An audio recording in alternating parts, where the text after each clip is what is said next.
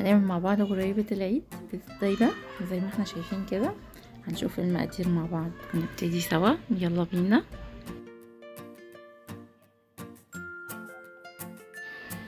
350 جرام سمنة، معانا 150 جرام سكر بودر ومطحون معاه ربع معلقة مستكة. هنضربهم كويس جدا جدا لحد لما يبقى القوام معايا كريمي خالص.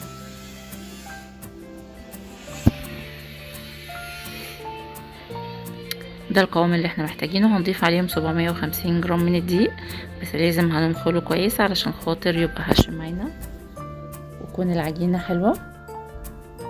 وهنقلب كويس، هنقلبها كده بس لحد لما السمنة تدخل مع الخليط، يدخل مع الدقيق.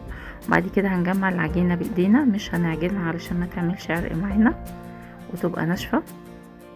هنحط كده رشة ملح. بعد كده بقى خلاص هنستخدم ايدينا، هنجمع العجينة مع بعض، مش هنعجنها، هنجمعها بس.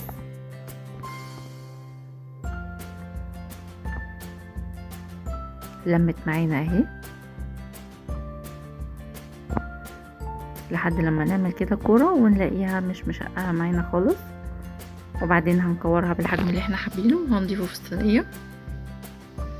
وهنضيف بقى المكسرات اللي احنا عايزينها، زبيب بقى، سوداني، فستق، لوز، على حسب ما احنا حابين.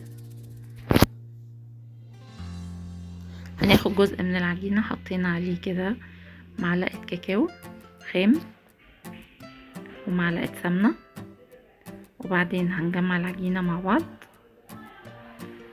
مش عجن، احنا بس هنخير بس لون العجينة علشان ما تعملش عرق معانا. بعد كده ندخلها الفرن على درجة حرارة متوسطة لحد لما تستوي معانا. ما بتاخدش وقت معانا في الفرن، زي ما احنا شايفين دايبة ازاي.